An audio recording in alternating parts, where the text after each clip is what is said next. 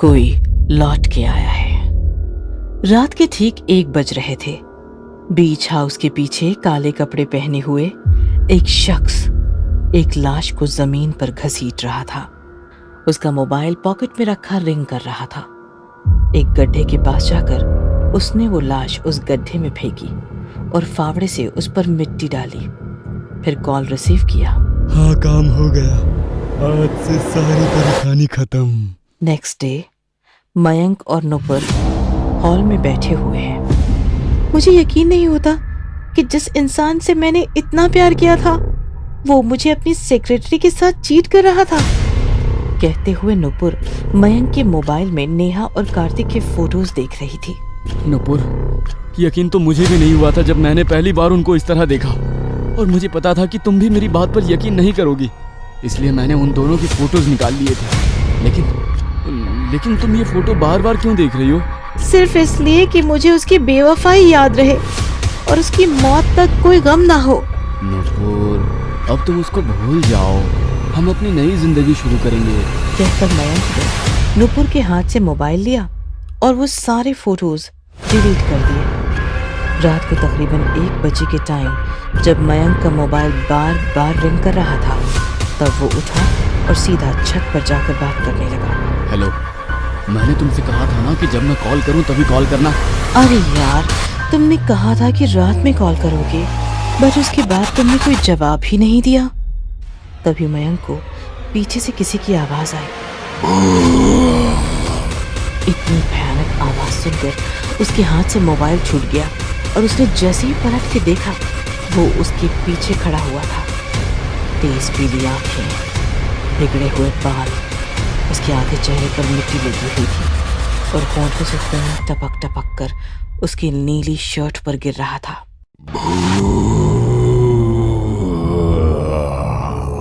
उसने मयंक को अपने पास आने का इशारा किया। बचाओ, बचाओ! कहकर मयंक गिरता पड़ता वहां से भागा और सीढ़ियों से उतरकर नीचे पहुंचा। रात को तकरीबन 2 बजे के टाइम मयंक अपने कमरे में सो रहा था। एक काला सा हाथ उसके गले पर आया जिसके टच से वो अचानक से उठ खड़ा हुआ। उसने देखा वही आदमी उसके सीने पर बैठा उसका गला दबा रहा था।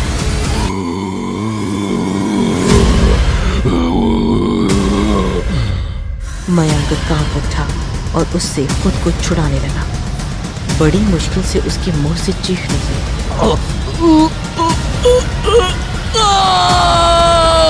जिसे सुनकर नुपुर तेजी से वहां पहुंची। उसने देखा कि मयंक अकेला बेड पर पड़ा चिल्ला रहा है। क्या हुआ मयंक? क्यों चिल्ला रहे हो? क्या हुआ? क्या हुआ मयंक? सुनकर मयंक ने खुद को संभाला और फिर बोला, शायद कोई बुरा सपना था। मयंक ने कह तो दिया, लेकिन नुपुर को उसकी बात पर यकीन नहीं हुआ। अब मयंक के साथ ये रोज का होने लगा था। उसको बार बार वही डरावना आदमी नजर आता। हर वक्त उसको ऐसा लगता कि कोई उसके पीछे चल रहा है और महसूस होता कि वो अकेला नहीं है। लेकिन फिर भी वो नुपुर को कुछ भी नहीं बताता था और वो उसकी परेशानी की वजह जानना चाहती थी। रात को जब मयंक ने नुपुर के साथ डिनर किया तब भी वो खोया खोया और डरा हुआ सा लग रहा था। डिनर के बाद उसने नुपुर के कमरे में जाने का इंतजार किया और फिर घर से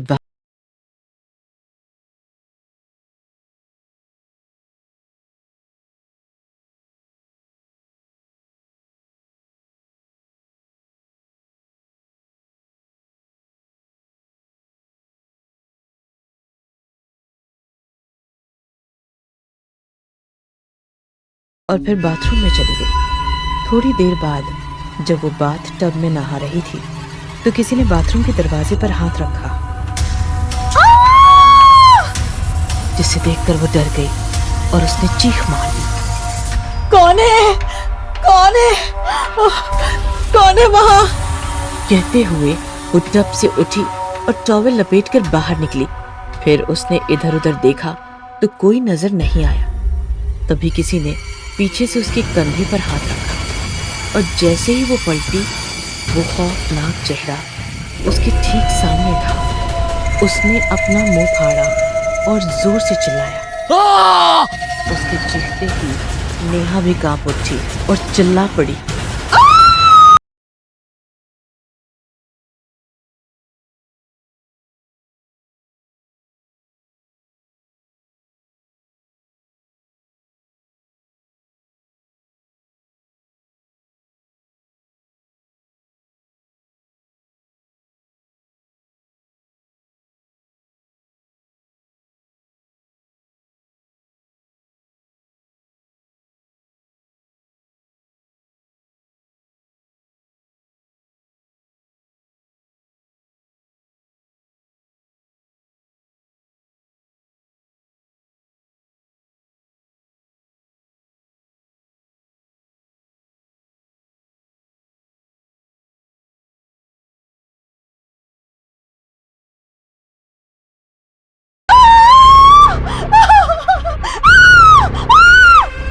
उसने नेहा का गला पकड़ा और फिर जो कांच का दरवाजा आधा टूट चुका था उस पर नेहा की गर्दन तेजी से रगड़ डाली। जब उस तेज धार शीशे से नेहा का गला कटा तो एक दबी सी चीख उसके मुंह से निकली और फिर एक तेज खून की धार गले से बाहर आई।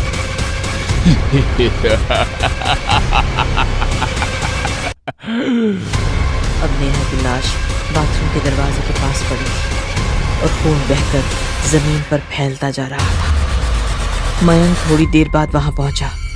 उसने देखा कि दरवाजा लॉक नहीं है तो वो उसे खोलकर अंदर गया। सामने नेहा की लाश बुरी हालत में पड़ी हुई देख उसके होश उड़ गए। उसकी धड़कनें तेज तेज चलने लगी।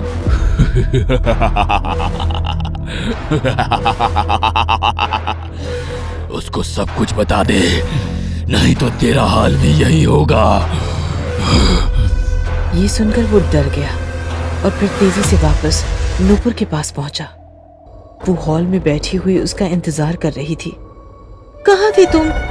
बिना बताए कहाँ भाग गए थे? नूपुर, जो कुछ भी तुम्हें दिखाया या बताया गया था वो सच नहीं था। कार्तिक तुमको चिट नहीं कर रहा था। सुनकर नूपुर चौंक पड़ी और उसको हैरानी से देखते हुए बोली, क्या मतलब है इस बात का? तुम्ही ने तो मुझसे कहा था कि वो मुझे धोखा दे रहा है। और वो फोटोज?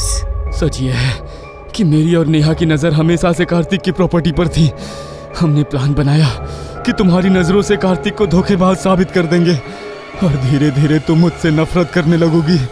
फिर मैं तुमको अपने झूठे प्यार के जाल में फंसाकर कार्तिक को मरवाकर अपने रास्ते से हटाने के लिए राजी कर लूंगा। कार्तिक की मौत के बाद उसकी सारी प्रॉपर्टी तुम्हारे हिस्से में आती और फिर मैं तुमसे शादी करके उसका आधा हिस्सा अपने नाम करवा लेता। इसी प्लान के हिसाब से उस दिन नेहा ने कार्तिक के कैबिन में जाकर उसको अपने झूठ मूठ की परेशानी बताई और आंसू बहाने लगी। कार्तिक ने उसको चुप कराते हुए उसके सर पर जरा सा हाथ रख दिया तो वो खुद उसके गले लग गई। कार्तिक ने उसको हटाना जरूरी नहीं समझा क्योंकि उसके हिसाब से वो बहुत दुखी थी। ठीक उसी टाइम की मैंने फोटोज निकाली और तुमको दिखाते टाइम ये बताया कि कार्तिक का नेहा के साथ अफेयर चल रहा है, जिसको देखकर तुम गुस्सा हुई, लेकिन तुमने उसको मारने की जगह उससे डिवोर्स लेने की बात कही। इतना कहकर मयंक चुप हो गया। आगे बोलो मयंक, आगे बोलो। जब घिनौना काम करते टाइम शर्म नहीं आई तो बताते टाइम क्यों आ रही है? आगे बोलो। अगर तुम उसको डिवोर्स दे देती तो हम दोनों का प्लान चौपट हो जाता। इसलिए मैंने उस दिन कार्तिक को ऑफिस के बाद उसके बीच हाउस पर ले जाने की बात कही। वो भी मेरे एक कहने पर मेरे साथ चला गया।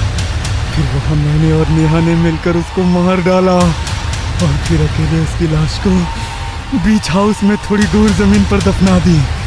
आगे प्लान के हिसाब से मैंने तुमको बताया कि कार्तिक नेहा के साथ मिलकर तुमको जान से मार देने की बात कह रहा था और मैंने सुन लिया तो उसने मुझ पर जानलेवा हमला किया। इसलिए मजबूरी में मुझे कार्तिक को मारना पड़ा। और तुमने कार्तिक को मेरी और अपनी जान बचाने के लिए मारा। ये सोचकर मैं तुम्हारी तरफ खिंची चली गई। कितनी बड़ी बेवकूफ थी मैं। मैंने पुलिस को कुछ भी नहीं बताया। लेकिन अब मैं चुप नहीं रहूंगी, तुमको सजा मिलकर रहेगी। हाँ। इतना कहते ही कमरे की लाइट्स ब्लिंक करने लगी और जब रुकी तो कार्तिक अपने उसी डरावने अवतार में सामने खड़ा नजर आया। वो रहा, मुझे बचा लो नुपुर, ये मुझे मार डालेगा। कार्तिक, तुम कहाँ हो? मेरे सामने आओ, मेरे सामने आओ। नुपुर की बात सुनकर कार्तिक अपने सही रूप में आया और फिर नुपुर को नजर आने लगा, जिसको देखकर नुपुर की आंखों में आंसू आ गए।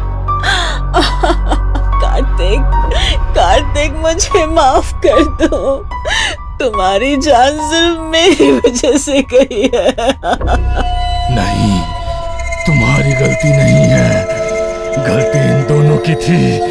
एक को तो मैंने खत्म कर दिया, अब इसकी बारी है। सुनकर मयंक डर गया और वहां से भाग निकला। नूपुर, मैंने केवल तुमसे प्यार किया था और कभी तुमको धोखा नहीं दिया। अब मेरी सारी प्रॉपर्टी तुम्हारी है, इसको अच्छे से संभालना। मैं भी अब बस अपनी आखिरी काम कर दूं, उसके बाद तुम मेरी बॉडी को निकाल कर उसका अंतिम संस्कार करवा देना। कहकर वो मुस्कुराया और नुपुर ने हाथ हिलाकर उसको अलविदा किया। उसके बाद वो वहां से गायब हो गया। बस जल्दी से उसकी लाश को निकाल कर जला डालूंगा, उसके बाद उसकी आत्मा हमेशा के लिए गायब। हाँ। कहकर उसने ब्रेक लगाया और कार से उतरकर वहां पहुंचा जहां उसने कार्तिक को दफनाया था। सामने उसने देखा कि कार्तिक हाथ में फावड़ा लिए अपने डरावने अवतार में खड़ा हुआ है। ये देखकर वो चिल्लाया और भागने के लिए जैसे ही मुड़ा, उसके पैर हवा से काफी ऊपर उठ गए और वो एक कदम भी आगे नहीं बढ़ पाया। फिर कार्तिक ने उसकी टांग पकड़ी और उसको जमीन पर गिरा दिया। वो पलटा और सीधा होकर आंखों में खौफ लिए सामने खड़े कार्तिक को देखने लगा।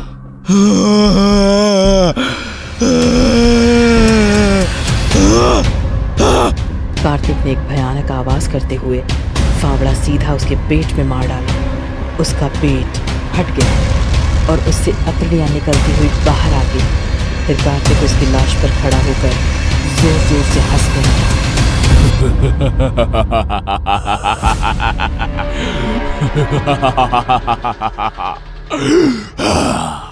समझौता।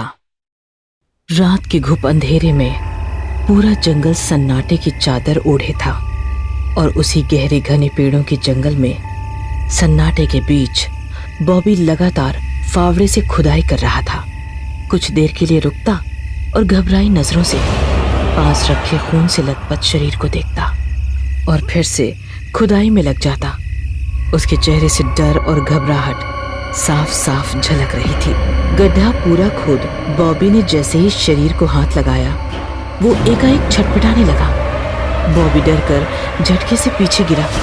वो अब भी जिंदा था।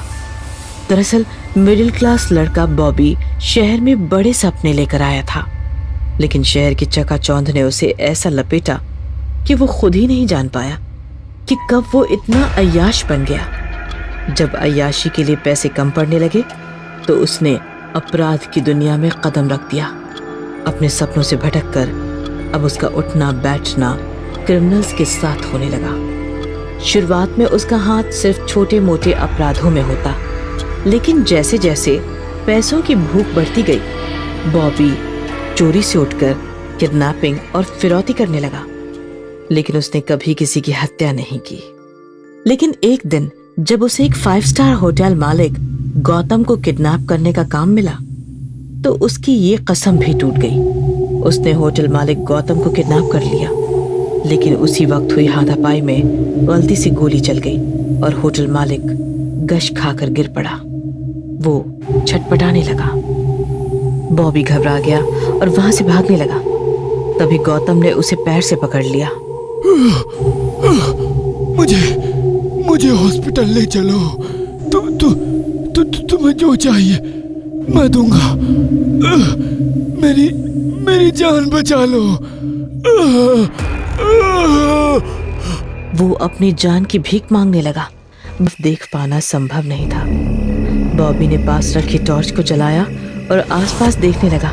कौन कौन है? लेकिन कोई नहीं दिखा कि तभी अचानक उसके सामने किसी अघोरी सा दिखने वाला व्यक्ति सामने आ गया। उसके पूरे शरीर पर सफेद भस्म थी और उसके सिर पर ठीक चोटी वाली जगह पर एक बड़ी कील गड़ी हुई थी जिससे लगातार खून बह रहा था। उसका ऐसा भयावह रूप देखकर बॉबी चीख पड़ा कि तभी अघोरी गौतम की दफनाई लाश की तरफ देखकर बोला, डरो मत, मेरा स्वार्थ मुर्दों से है, जिंदा इंसान से नहीं। और वो हंसने लगा। उसकी शैतानी मुस्कुराहट से बॉबी सहम गया और भागने लगा।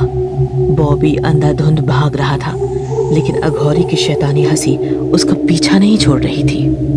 वो जितना दूर भागने की कोशिश करता, आवाज उतनी ही नजदीक से आती और बॉबी के भागते कदम तब रुके जब उसने देखा कि वो फिर से उसी जगह आ पहुंचा है जहां से उसने भागना शुरू किया था। बार बार ऐसा होने पर बॉबी घबरा गया और उस अघोरी के पैरों से लपेटकर जान की भीख मांगने लगा। छोड़ दो मुझे, भगवान के लिए छोड़ दो।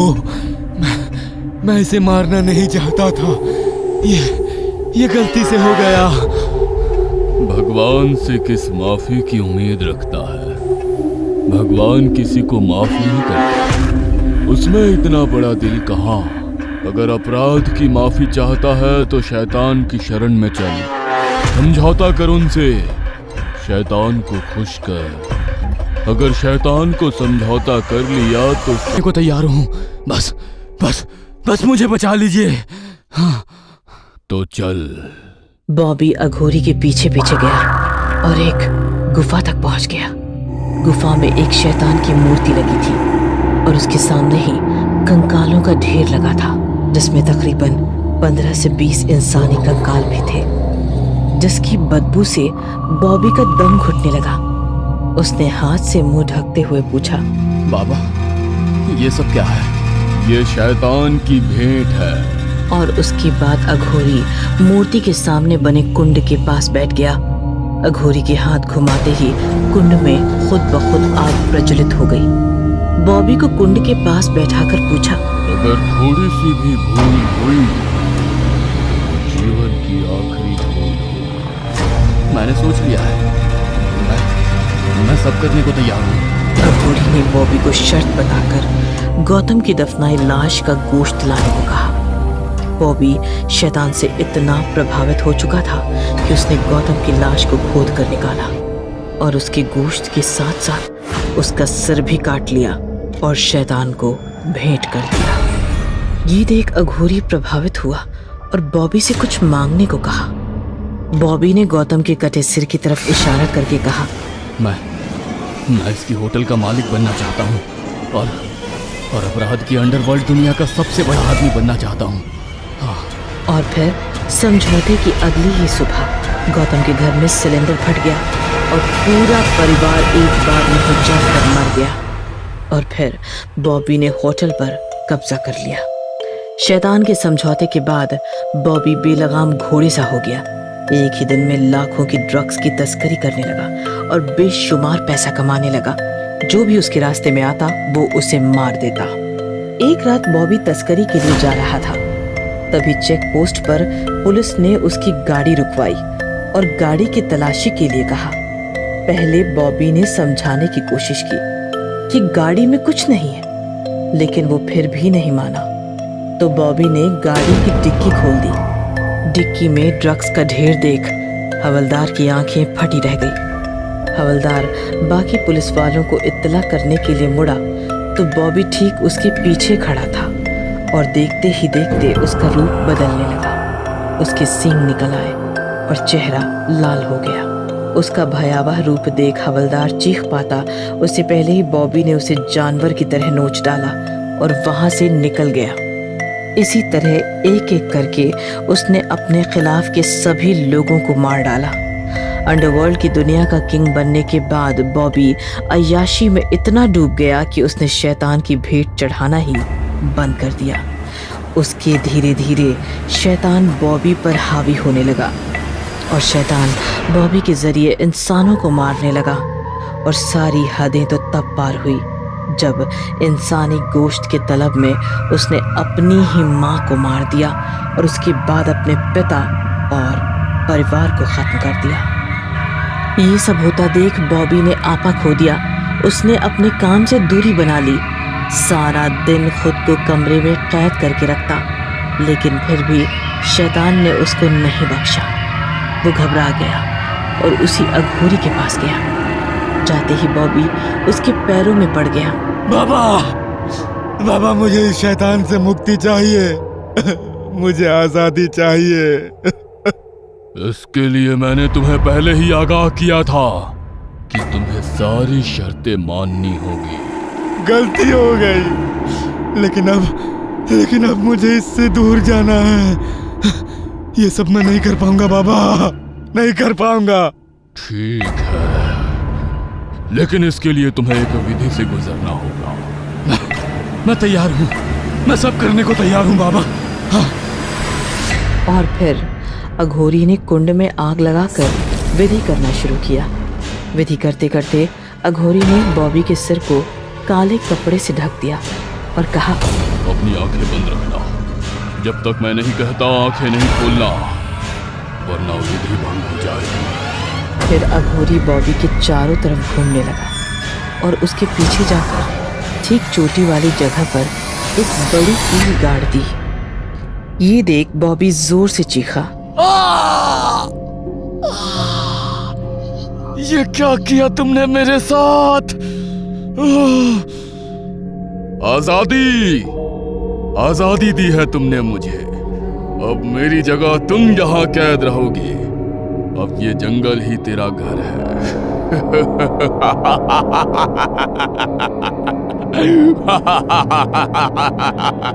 और अघोरी अदृश्य होने लगा। नहीं, नहीं, तुम ऐसा नहीं कर सकते मेरे साथ। रुको, कहाँ जा रहे हो तुम? रुको, रुको। अब इंतजार कर, तेरे जैसे ही किसी अगले मुसाफिर का।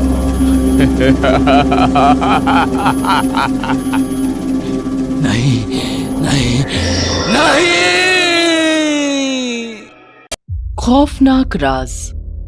शहर के भीड़भाड़ और कोलाहल से दूर पहाड़ों की तलहटी में बसा था एक छोटा सा गांव, संजौली। कुछ दिनों पहले किसी ब्लॉगर ने इस गांव की खूबसूरती की काफी चर्चा की और इसका वीडियो इंटरनेट पर वायरल हो गया। तब से अचानक ही पर्यटकों में इस छोटे से गांव को लेकर काफी उत्सुकता हो गई थी। उन्हीं पर्यटकों में एक था प्रबल रॉय, जो इस पुरानी बस में बैठकर संजौली की ओर जा रहा था। जंगल और पहाड़ों के बीच बनी सड़कों पर ये बस तेजी से आगे बढ़ रही थी। बस का कंडक्टर टिकट बेचते हुए प्रबल तक आता है और उससे कहता है, कहाँ की टिकट चाहिए साहब? एक टिकट संजौली का देना भैया। आप संजौली से 2 स्टॉप आगे फूलपुर का टिकट ले लो। सूरज डूबने के बाद संजौली में उतरना ठीक नहीं है साहब। अरे क्यों? संजौली में उतरने में क्या दिक्कत है? संजौली गांव के आसपास पिछले कुछ दिनों में कई लोगों की रहस्यमय तरीके से मौत हो गई है और सारी की सारी घटनाएं रात के अंधेरे में ही हुई है। शहर से इतनी दूर होने के कारण अभी तक मीडिया में ये बात नहीं फैली है साहब। प्रबल को लगा कि कंडक्टर उसे शहरी आदमी समझकर ठगने की कोशिश कर रहा है। वो कंडक्टर से कहता है, नहीं, आप मुझे संजौली का ही टिकट दे दो। कंडक्टर ने उसे रहस्यमयी निगाह से देखा और टिकट काट कर दे दिया। कुछ ही देर में सूरज डूब गया और चारों ओर अंधेरा छा गया। सुनसान सड़क पर उस बस की हेडलाइट की रोशनी के अलावा दूर दूर तक कुछ और नजर नहीं आता था। आधे घंटे और बीतने के बाद बस रुकती है और कंडक्टर ने आवाज लगाई, संजौली आ गया। प्रबल अपना बैग लेकर बस से उतर जाता है और बस आगे निकल जाती है। बस स्टॉप एकदम सुनसान था और वहां कोई और आदमी नजर नहीं आ रहा था। बस कुछ दूर पर एक छोटी सी झोपड़ी थी जिसके आगे एक बल्ब जल रहा था। प्रबल उस झोपड़ी की ओर बढ़ता है। बल्ब की रोशनी में नीचे के बोर्ड पर उसकी नजर पड़ती है जिस पर लिखा था संजौली यात्री निवास। उस झोपड़ी के पास पहुंचकर प्रबल जोर से आवाज लगाता है, कोई है? अरे कोई है यहाँ? झोपड़ी के अंदर से एक बूढ़ा आदमी बाहर आता है, घुंघराले सफेद बालों और चेहरे पर झुर्रियों के साथ। वो बूढ़ा आदमी काफी डरावना लग रहा था।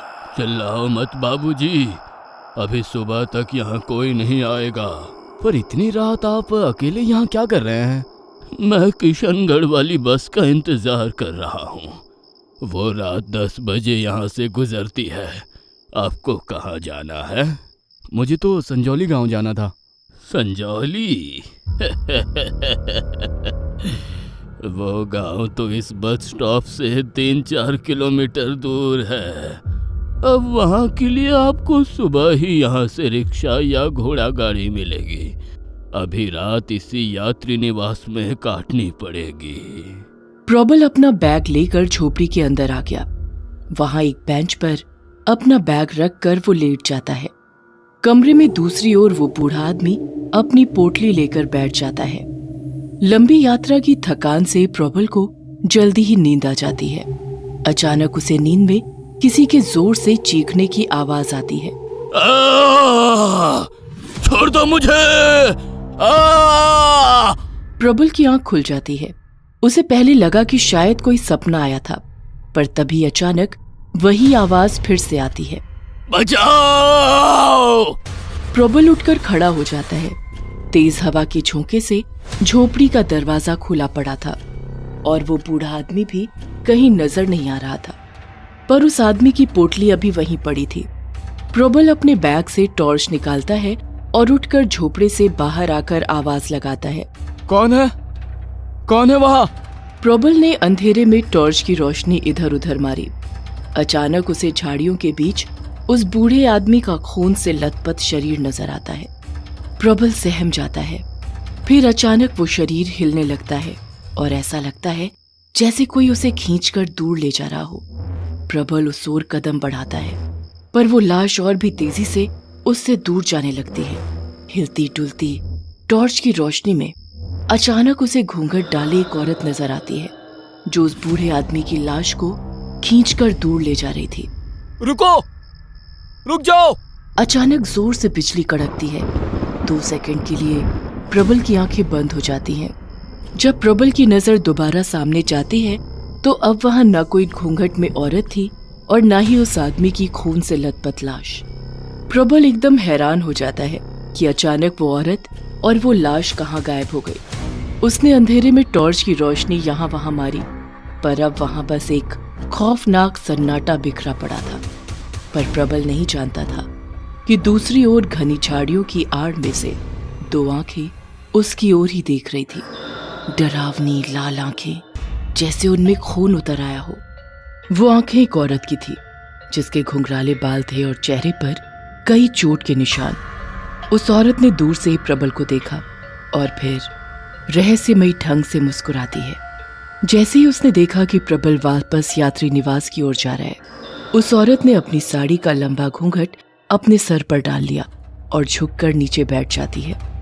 वहां नीचे जमीन पर पड़ी थी उसी बूढ़े आदमी की लाश, जो प्रबल को यात्री निवास में मिला था। ताजा गरम खून पीने का मजा ही कुछ और है। अभी मैं पहले इसका खून पीऊंगी और फिर इसके दिल और भेजे को खाऊंगी। ये कहकर उसने अपने लंबे तीखे नाखून उस लाश में गाड़ दिए।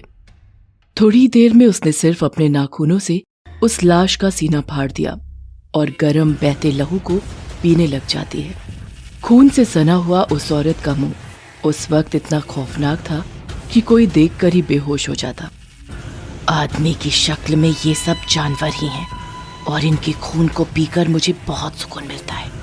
अब जरा इसका दिल और भेजा निकाल कर खाया जाए।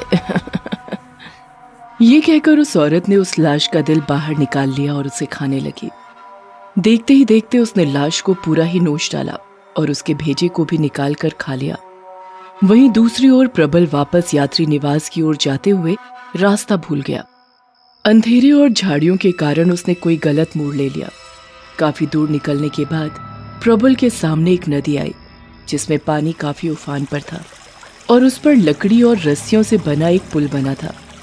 ये नदी और पुल उसने पहली बार देखा था, इसलिए उसे एहसास हो गया कि वो गलत रास्ते पर आ गया है। अरे ये मैंने कौन सा रास्ता ले लिया? प्रबल हैरत में भी था और उसे डर भी लग रहा था। टॉर्च की रोशनी भी अब फीकी पड़ रही थी, शायद उसकी बैटरी खत्म होने वाली थी। तभी अचानक एक जुगनू टिमटिमाता हुआ उसके आसपास घूमने लगता है। प्रबल आश्चर्य से उस जुगनू की ओर देखता है।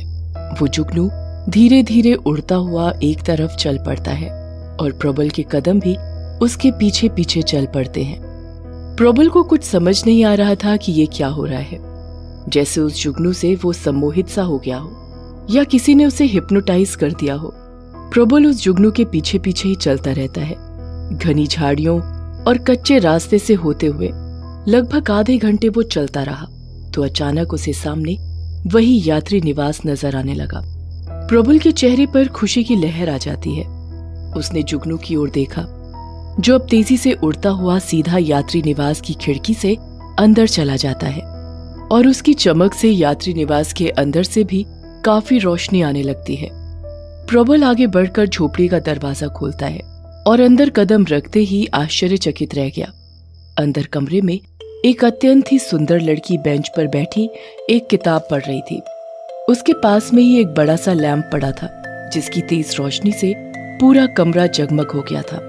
जैसे ही उस लड़की की नजर प्रबल पर पड़ी तो वो खड़ी हो जाती है और प्रबल से कहती है, आइए बाबूजी, इतनी रात आप बाहर कहाँ चले गए थे?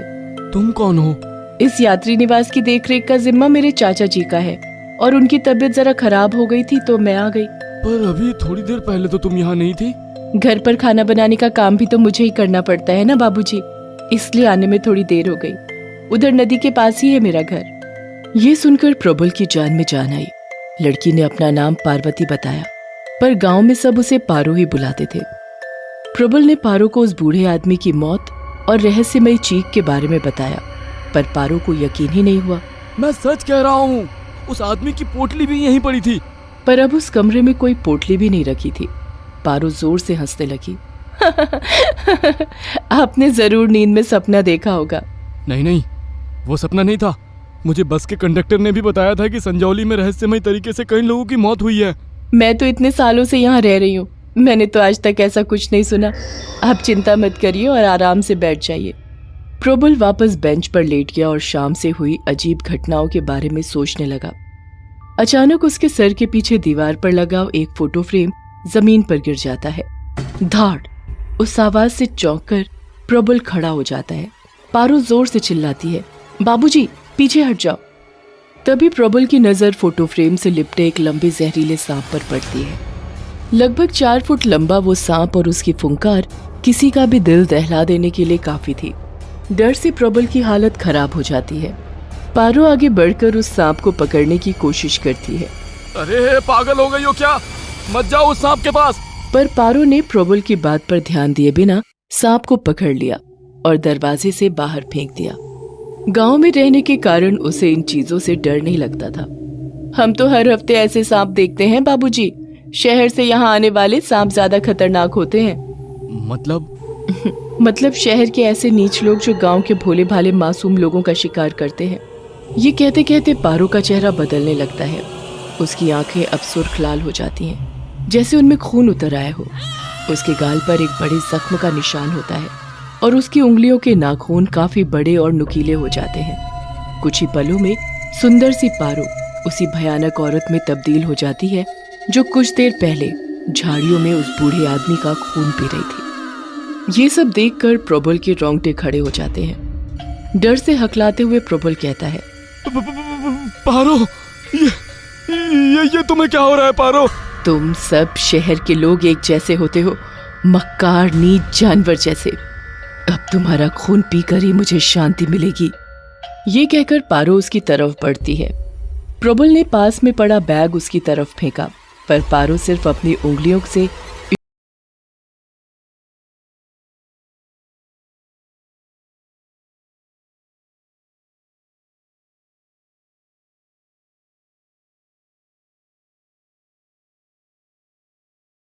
सामने एक लंबे पेड़ पर टिकाया और फिर अपनी गर्दन को एक तरफ झटका दिया। वो पेड़ सीधा सामने गिरता है और प्रबल का रास्ता रोक लेता है। प्रबल के सामने अब भागने की जगह नहीं बची थी। पारो उसके एकदम पास आ जाती है। उसकी लाल आंखों में प्रबल को अपनी मौत नजर आने लगती है। तभी उसने अपने गले से रुद्राक्ष की माला निकाली और हनुमान चालीसा का जाप करने लगा। पारो थोड़ी देर के लिए सहम कर रुक जाती है। प्रबल को थोड़ा हौसला मिलता है और वो रुद्राक्ष की माला सामने लटकाते हुए धीरे धीरे अपने दाएं बढ़ता है, जहां थोड़ी ही दूर पर नदी बह रही थी। पारो भी उसकी ओर बढ़ती जाती है, पर रुद्राक्ष की माला के कारण सीधा प्रबल पर अटैक नहीं करती। प्रबल ने नीचे देखा। लगभग 20 फीट नीचे से नदी पूरे उफान पर बह रही थी। प्रबल सीधे नदी में कूद जाता है। पारो गुस्से से उसकी तरफ देखती रह जाती है और प्रबल का शरीर नदी के साथ बहता हुआ दूर चला जाता है। अगले दिन सूरज की तेज रोशनी से प्रबल की आंखें खुलती हैं, तो वो खुद को नदी के किनारे एक चट्टान पर लेटा हुआ पाता है। उसके चारों ओर 8-10 गांव वाले लोग खड़े थे। उन्हीं लोगों ने उसके बेहोश शरीर को नदी में बहने से बचाया था और बाहर निकाला था। प्रबल ने उन्हें अपने साथ बीती पूरी घटना सुनाई, तो उन गांव वालों में से एक आदमी कहता है, बाबूजी, जिसे आपने देखा वो पारो नहीं थी। पारो नहीं थी? फिर कौन थी वो? वो पारो की भटकती आत्मा थी, क्योंकि पारो को मरे हुए तो 6 महीने हो चुके हैं। उन गांव वालों ने बताया कि आज से 6-7 महीने पहले पार्वती उर्फ पारो उस गांव की सबसे सुंदर लड़की हुआ करती थी। एक बार शहर से कुछ लोग संजौली घूमने आए थे। जब उनकी नजर पारो पर पड़ी तो उनकी नीयत बिगड़ गई और वो उसे लेकर संजौली के यात्री निवास पर चले गए। वहां उन्होंने उसके साथ जबरदस्ती अपनी हवस को पूरा करने की कोशिश की। पारो उनसे लड़ती है और भागने की कोशिश करती है, पर जब उन्होंने हर तरफ से उसे घेर लिया तो उसने नदी में कूदकर अपनी जान दे दी। उस घटना के बाद वो चारों दरिंदे संजौली से फटाफट भागने वाले थे, पर रात में ही उनके साथ कुछ हादसा हुआ और सब मारे गए। क्या हुआ, कैसे हुआ, किसी को कुछ पता नहीं, पर मरने से पहले एक आदमी ने हॉस्पिटल में ये बताया था कि उन्हें पारो ने मारा है। उस दिन के बाद से पारो की आत्मा संजौली यात्री निवास के पास ही भटकती रहती है और कोई भी शहरी आदमी जब संजौली गांव आने की कोशिश करता है तो वो उसके पीछे पड़ जाती है, ताकि गांव की किसी और भोली लड़की के साथ वो ना हो जो उसके साथ हुआ। ये था संजौली का खौफनाक राज, और इसे सुनने के बाद प्रबल अगली बस से ही सीधा वापस चला गया। संजौली में रुकने का मतलब था अपनी मौत को खुद दावत देना। अंतःकर्म। कहते हैं कि जलन बहुत बुरा कर्म है, जिससे सारे कुकर्म जन्म लेते हैं और वो इंसान को अंत कर्म तक ले जाते हैं। गीता सार से प्रेरित। रविवार के दिन 2 जुड़वा बच्चे टेलीविजन पर कार्टून देख रहे हैं और रसोई में उनकी माँ जिया दोपहर का खाना पका रही है। टीवी देखते हुए बच्चों के सामने लिविंग रूम में सजी छोटी छोटी चीजें उड़कर टीवी स्क्रीन पर टकराती हैं। स्क्रीन फूटती है। बच्चे माँ की ओर भागते हैं।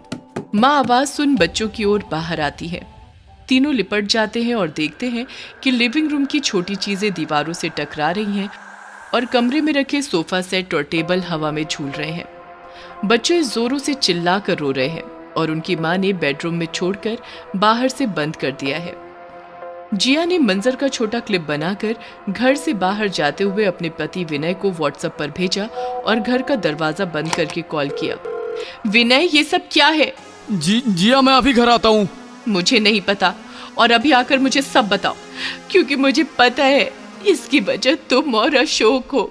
जिया ने घर का दरवाजा खोला और देखा कि सारा सामान व्यवस्थित है। वो अंदर आई और फर्श पर देखा तो कुछ टूटा फूटा नहीं था। टीवी भी सही और उस पर कार्टून चल रहे हैं। बेडरूम में देखा तो बच्चे सो गए हैं। उसने फिर से वो क्लिप देखी जो पति को भेजी है और उसमें वो मंजर वैसा ही दिखा जैसा हुआ। ये सब सही कैसे हुआ जो इतना भयानक था? तभी एकदम से लिविंग रूम के पर्दे बंद हुए, अंधेरा हुआ और डरावने से माहौल ने घेरा किया। हल्के धुएं में एक आदमी खून में लथपथ कटा हुआ सामने आया जो खिड़की के पास खड़ा था, जिसे देख जिया के पसीने छूट गए। अगले पल एक औरत उस आदमी के पास उसी हालत में दिखी। बड़े गुस्से में थे दोनों। जिया सहम कर दीवार के सहारे रगड़ खाती हुई बैठ गई। पसीना और आंसू दोनों आ रहे हैं, पर आवाज हलक में अटक गई है। अगले पल पास में एक भयानक लंबा चौड़ा आदमी वहां प्रकट हुआ। लाल आंखें और खून से टपकती लार, उसके मुंह से मानो एक राक्षस हो। ये देखते ही जिया बेहोश हुई और वो प्रेत जोर से हंसने लगे। तभी घर का दरवाजा जोर से धक्के से खुला और विनय अंदर आया। और उसे भी उन तीनों का ये दृश्य दिखा। जरा वो भी डरा। प्रेत अदृश्य हुए। रसोई से गिलास में पानी लेकर उसके छींटे जिया पर छिड़के और वो होश में आई। फिर उसी ग्लास का पानी पिलाया और जिया को पकड़कर विनय को खड़ा कर सोफे पर बैठाकर सामने बैठा और बोला, जिया, तुम तो जानती हो कि हमारी फैमिली का जॉइंट बिजनेस था। मैं ताऊ जी के साथ काम करता था। जब से पापा मम्मी सब छोड़कर केदारनाथ बस गए, कम उम्र में धंधे में पड़ा। ताऊ जी ने पिता की तरह नहीं, मास्टर की तरह काम सिखाया। जैसे मैं एक फौज का जवान हूँ, कहीं भी डांट देते, किसी के सामने चिल्लाने लगते, हाँ पूरा ख्याल रखते, पैसा गाड़ी सब दी, पर मेरी इज्जत का फालूदा निकालते। मुझ में यह सब गुस्सा बनकर पनपने लगा। आखिर मैं सिर्फ 24 साल का था। एक दिन ताऊ जी का बेटा यानी मेरा भाई शिवेक पढ़ाई पूरी करके लंदन से वापस आया और ऑफिस में उसे भी काम सिखाया जाने लगा, पर बड़े प्यार से। ये देख मेरा मन अब जलन और बदले से भर गया। घर आकर मैं बहुत शराब और सिगरेट पी रहा था कि मेरा दोस्त अशोक आया, जो कि पेशे से पंडित था। वो बोला, ये क्या हाल बना रहा है? अब ये रोज का हो रहा है, हाँ, जो मैं एक दोस्त के नाते सह नहीं पा रहा हूं।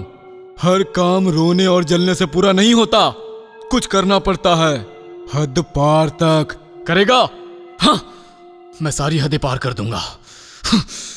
ब्रह्मांड में सब तरह के कर्म व्याप्त हैं, वैसे ही सभी तरह की पूजा भी, सात्विक और तामसिक दोनों पूजा हम हमारे सनातन धर्म के अंतर्गत कर सकते हैं, पर वो जरा वक्त लेगी।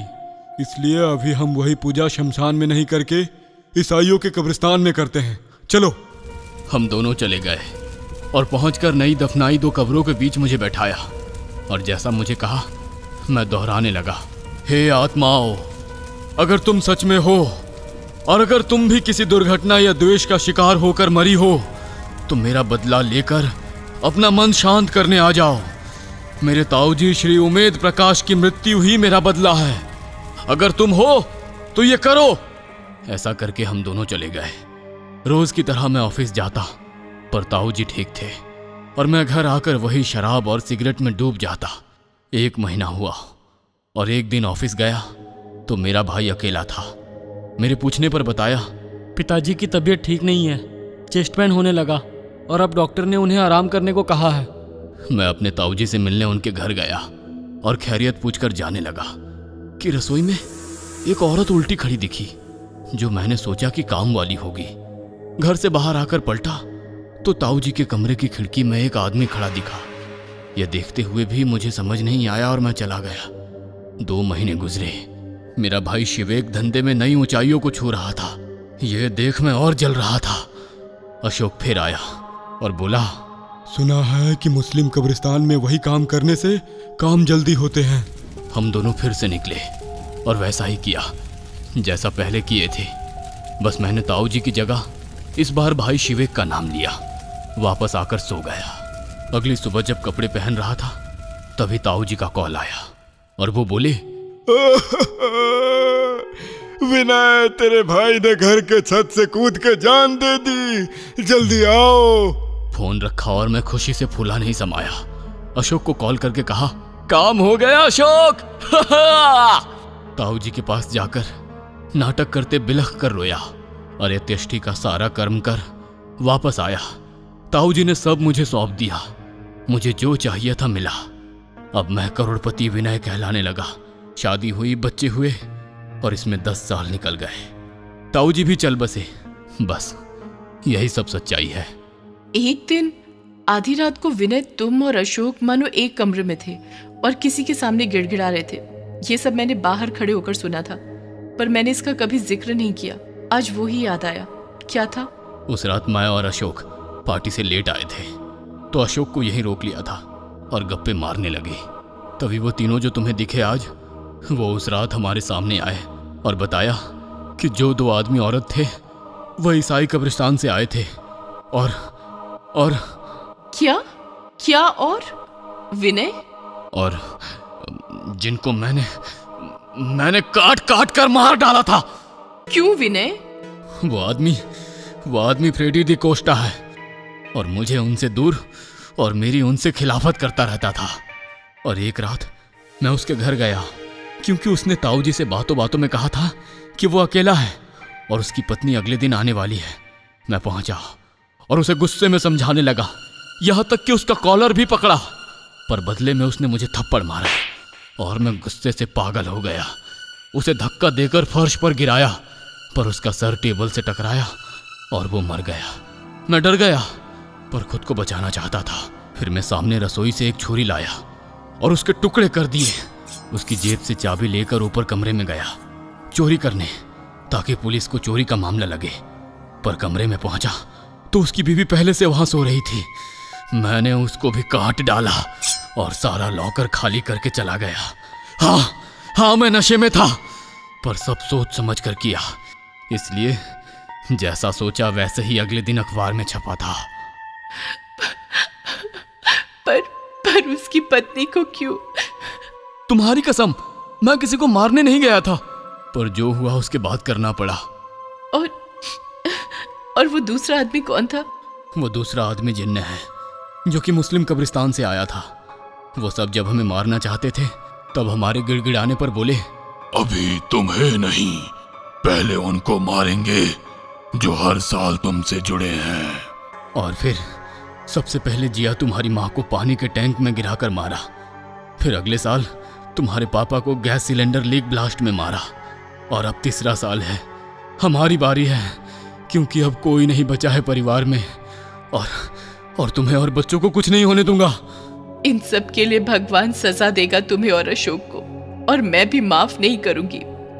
पर पहले अशोक को बुलाकर कोई समाधान करो। विनय ने अशोक को वो क्लिप भेजी और कॉल करके सब बताया, और अशोक ने अपने गुरु से समाधान पूछा और आया। पूरा पूजा पाठ का माहौल बनाकर अशोक ने हनुमान बीज मंत्रों की आहुतियां डाली। ओम हनु हनु हनु हनुमते नमः, ओम फट स्वाहा। आहुतियों के साथ चीखने, चिल्लाने और रोने की आवाजें जोर जोर से आ रही थी। वहीं जिया और विनय की आवाज नहीं निकल रही है। पसीने और आंसू से लथपथ चेहरा लिए चुपचाप बैठे हैं। घर की लाइट्स आवाजों के साथ जल बुझ रही हैं। डरावनी चीखें माहौल को बहुत ही दर्द भरा कर रही हैं, पर मंत्रों के स्वर मानो शक्ति दे रहे हैं। आहुतियां खत्म होने से पूर्व सारी चीखें बंद और लाइट्स शुरू हो जाती हैं। माहौल शांत हो जाता है। अशोक जिया से माफी मांगकर चला जाता है और रास्ते में सुनसान सड़क पर स्कूटर रुक जाता है, मानो किसी ने पकड़ लिया हो। पीछे पलटते ही अशोक उस डरावने जिन्न को देखकर डर जाता है और स्कूटर की रेस जोर से दबाता है। जिन्न छोड़ देता है और स्कूटर असंतुलित होकर सामने आते ट्रक में घुस जाता है और अशोक एक्सीडेंट में मारा जाता है। यहाँ जिया बच्चों के साथ सोती है और अकेले सो रहा विनय सुबह 2:45 पर सामने ताऊजी और शिवेक को खड़ा देख रहा है, जो उसका हाथ पकड़कर पलंग से उठाकर ले जाते हैं। 6:30 बजे जिया विनय को उठाने आती है तो वो उठते नहीं। वो समझ जाती है कि वो नहीं रहा। विनय की लाश के पास उसका मोबाइल बजा, जिस पर अशोक का कॉल था, जिसे जिया ने उठाया और पुलिस कर्मचारी ने कहा कि कल रात एक्सीडेंट में ये चल बसे, इनकी लाश को गवर्नमेंट हॉस्पिटल में ले जाओ। जैसे कि अशोक अकेला था, बस विनय ही उसका दोस्त था, और दोस्त के लिए अशोक ने दुख में गलत भी किया और उसके परिवार को बचाने के लिए सही भी किया। सच्ची दोस्ती निभा गया, जैसे कि दुर्योधन और कर्ण की दोस्ती। अब शमशान में 2 चिताएं जल रही हैं। जिया बच्चों के साथ रोती देख रही है। चिता की लपटों की दूसरी ओर विनय अशोक दिखते हैं और हाथ जोड़कर क्षमा मांगते हुए अदृश्य हो जाते हैं। जैसा कर्म किया होता है इंसान ने अपने जीवन में, वो अंततः यही भोग कर जाना होता है। वही अंतः कर्म होता है। लेखक ध्रुवेश बोहरा। कोई लौट के आया है। रात के ठीक 1 बज रहे थे। बीच हाउस के पीछे काले कपड़े पहने हुए एक शख्स एक लाश को जमीन पर घसीट रहा था। उसका मोबाइल पॉकेट में रखा रिंग कर रहा था। एक गड्ढे के पास जाकर उसने वो लाश उस गड्ढे में फेंकी और फावड़े से उस पर मिट्टी डाली।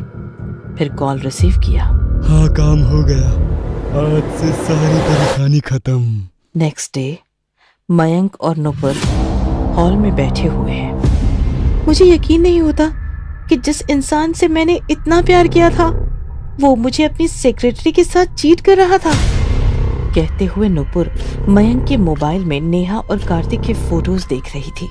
नुपुर, यकीन तो मुझे भी नहीं हुआ था जब मैंने पहली बार उनको इस तरह देखा, और मुझे पता था कि तुम भी मेरी बात पर यकीन नहीं करोगी, इसलिए मैंने उन दोनों की फोटोज निकाल लिए थे। लेकिन तुम ये फोटो बार बार क्यों देख रही हो? सिर्फ इसलिए कि मुझे उसकी बेवफाई याद रहे और उसकी मौत तक कोई गम ना हो। नुपुर, अब तुम उसको भूल जाओ, हम अपनी नई जिंदगी शुरू करेंगे। कहकर मयंक ने नुपुर के हाथ से मोबाइल लिया और वो सारे फोटोज डिलीट कर दिए। रात को तकरीबन 1 बजे के टाइम जब मयंक का मोबाइल बार बार रिंग कर रहा था, तब वो उठा और सीधा छत पर जाकर बात करने लगा। हेलो, मैंने तुमसे कहा था ना कि जब मैं कॉल करूं तभी कॉल करना। अरे यार, तुमने कहा था कि रात में कॉल करोगे, बट उसके बाद तुमने कोई जवाब ही नहीं दिया। तभी मयंक को पीछे से किसी की आवाज आई। इतनी भयानक आवाज सुनकर उसके हाथ से मोबाइल छूट गया और उसने जैसे ही पलट के देखा, वो उसके पीछे खड़ा हुआ था। तेज पीली आंखें, बिगड़े हुए बाल, उसके आगे चेहरे पर मिट्टी लगी हुई थी और होंठों से खून टपक टपक कर उसकी नीली शर्ट पर गिर रहा था।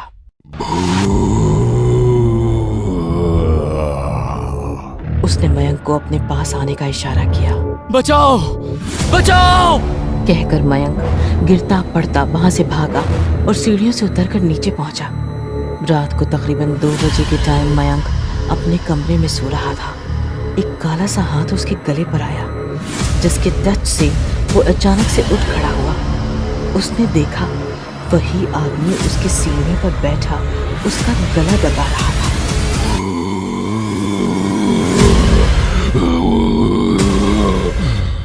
मयंक कांप उठा और उससे खुद को छुड़ाने लगा। बड़ी मुश्किल से उसके मुंह से चीख निकली।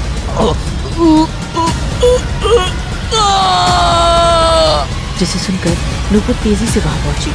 उसने देखा कि मयंक अकेला बेड पर पड़ा चिल्ला रहा है। क्या हुआ मयंक? क्यों चिल्ला रहे हो? क्या हुआ? क्या हुआ मयंक? सुनकर मयंक ने खुद को संभाला और फिर बोला, शायद कोई बुरा सपना था। मयंक ने कह तो दिया, लेकिन नुपुर को उसकी बात पर यकीन नहीं हुआ। अब मयंक के साथ ये रोज का होने लगा था। उसको बार बार वही डरावना आदमी नजर आता। हर वक्त उसको ऐसा लगता कि कोई उसके पीछे चल रहा है और महसूस होता कि वो अकेला नहीं है। लेकिन फिर भी वो नुपुर को कुछ भी नहीं बताता था और वो उसकी परेशानी की वजह जानना चाहती थी। रात को जब मयंक ने नुपुर के साथ डिनर किया, तब भी वो खोया खोया और डरा हुआ सा लग रहा था। डिनर के बाद उसने नुपुर के कमरे में जाने का इंतजार किया और फिर घर से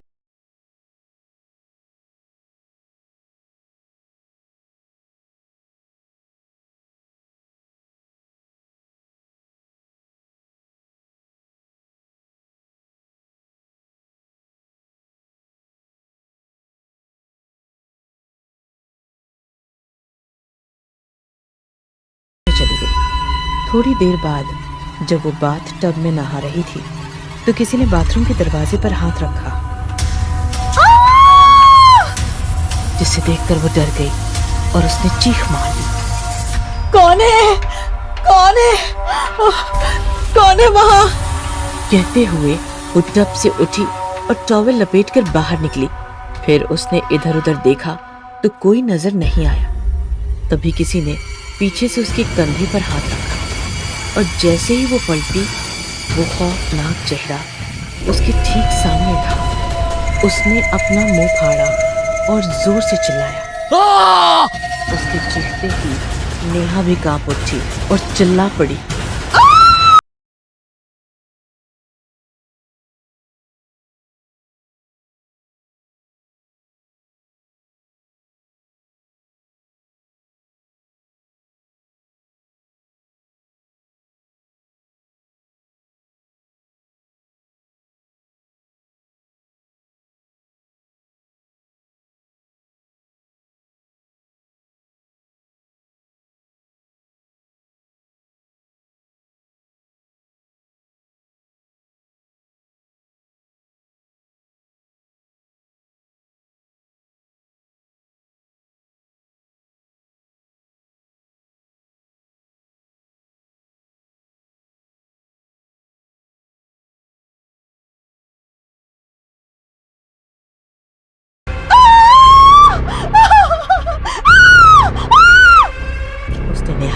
पकड़ा और फिर जो कांच का दरवाजा आधा टूट चुका था उस पर नेहा की गर्दन तेजी से रगड़ डाली।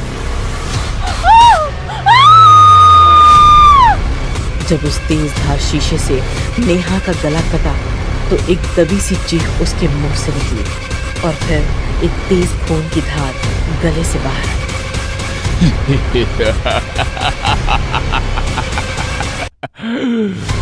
अब नेहा की लाश बाथरूम के दरवाजे के पास पड़ी और खून बहकर जमीन पर फैलता जा रहा था। मयंक थोड़ी देर बाद वहां पहुंचा। उसने देखा कि दरवाजा लॉक नहीं है तो वो उसे खोलकर अंदर गया। सामने नेहा की लाश बुरी हालत में पड़ी हुई देख उसके होश उड़ गए। उसकी धड़कनें तेज तेज चलने लगी।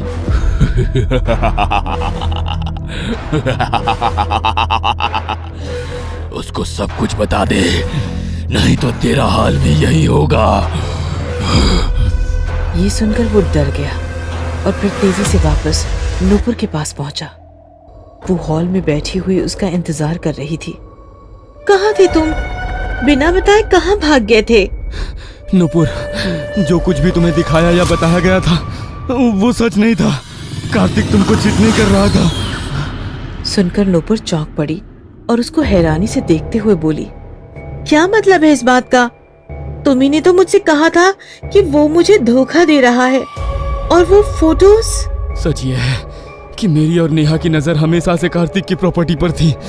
हमने प्लान बनाया कि तुम्हारी नजरों से कार्तिक को धोखेबाज साबित कर देंगे और धीरे धीरे तुम मुझसे नफरत करने लगोगी।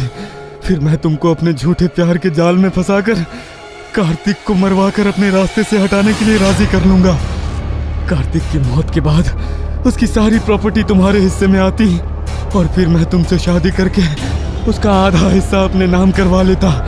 इसी प्लान के हिसाब से उस दिन नेहा ने कार्तिक के केबिन में जाकर उसको अपने झूठ मूठ की परेशानी बताई और आंसू बहाने लगी। कार्तिक ने उसको चुप कराते हुए उसके सर पर जरा सा हाथ रख दिया तो वो खुद उसके गले लग गई। कार्तिक ने उसको हटाना जरूरी नहीं समझा क्योंकि उसके हिसाब से वो बहुत दुखी थी। ठीक उसी टाइम की मैंने फोटोज निकाली और तुमको दिखाते टाइम ये बताया कि कार्तिक का नेहा के साथ अफेयर चल रहा है, जिसको देखकर तुम गुस्सा हुई, लेकिन तुमने उसको मारने की जगह उससे डिवोर्स लेने की बात कही। इतना कहकर मयंक चुप हो गया। आगे बोलो मयंक, आगे बोलो। जब घिनौना काम करते टाइम शर्म नहीं आई तो बताते टाइम क्यों आ रही है? आगे बोलो। अगर तुम उसको डिवोर्स दे देती तो हम दोनों का प्लान चौपट हो जाता। इसलिए मैंने उस दिन कार्तिक को ऑफिस के बाद उसके बीच हाउस पर ले जाने की बात कही। वो भी मेरे एक कहने पर मेरे साथ चला गया। फिर वहाँ मैंने और नेहा ने मिलकर उसको मार डाला और फिर अकेले उसकी लाश को बीच हाउस में थोड़ी दूर जमीन पर दफना दी। आगे प्लान के हिसाब से मैंने तुमको बताया कि कार्तिक नेहा के साथ मिलकर तुमको जान से मार देने की बात कह रहा था और मैंने सुन लिया तो उसने मुझ पर जानलेवा हमला किया। इसलिए मजबूरी में मुझे कार्तिक को मारना पड़ा। और तुमने कार्तिक को मेरी और अपनी जान बचाने के लिए मारा। ये सोचकर मैं तुम्हारी तरफ खिंची चली गई। कितनी बड़ी बेवकूफ थी मैं। मैंने पुलिस को कुछ भी नहीं बताया। लेकिन अब मैं चुप नहीं रहूंगी। तुमको सजा मिलकर रहेगी। हाँ। इतना कहते ही कमरे की लाइट्स ब्लिंक करने लगी और जब रुकी तो कार्तिक अपने उसी डरावने अवतार में सामने खड़ा नजर आया। वो रहा। मुझे बचा लो नूपुर, ये मुझे मार डालेगा। कार्तिक, तुम कहाँ हो? मेरे सामने आओ, मेरे सामने आओ। नूपुर की बात सुनकर कार्तिक अपने सही रूप में आया और फिर नूपुर को नजर आने लगा, जिसको देखकर नूपुर की आंखों में आंसू आ गए। कार्तिक, मुझे माफ कर दो। तुम्हारी जान सिर्फ मेरी वजह से गई है। नहीं, तुम्हारी गलती नहीं है, गलती इन दोनों की थी। एक को तो मैंने खत्म कर दिया, अब इसकी बारी है। सुनकर मयंक डर गया और वहां से भाग निकला। नूपुर, मैंने केवल तुमसे प्यार किया था और कभी तुमको धोखा नहीं दिया। अब मेरी सारी प्रॉपर्टी तुम्हारी है, इसको अच्छे से संभालना। मैं भी अब बस अपनी आखिरी काम कर दूं, उसके बाद तुम मेरी बॉडी को निकाल कर उसका अंतिम संस्कार करवा देना। कहकर वो मुस्कुराया और नुपुर ने हाथ हिलाकर उसको अलविदा किया। उसके बाद वो वहां से गायब हो गया। बस जल्दी से उसकी लाश को निकाल कर जला डालूंगा, उसके बाद उसकी आत्मा हमेशा के लिए गायब। हाँ। कहकर उसने ब्रेक लगाया और कार से उतरकर वहां पहुंचा जहां उसने कार्तिक को दफनाया था। सामने उसने देखा कि कार्तिक हाथ में फावड़ा लिए अपने डरावने अवतार में खड़ा हुआ है। ये देखकर वो चिल्लाया और भागने के लिए जैसे ही मुड़ा, उसके पैर हवा से काफी ऊपर उठ गए और वो एक कदम भी आगे नहीं बढ़ पाया। फिर कार्तिक ने उसकी टांग पकड़ी और उसको जमीन पर गिरा दिया। वो पलटा और सीधा होकर आंखों में खौफ लिए सामने खड़े कार्तिक को देखने लगा।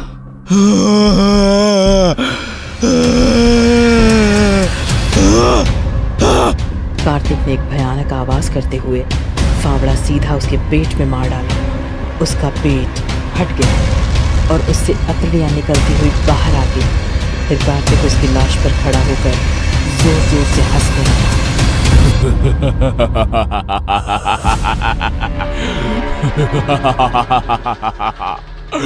Ha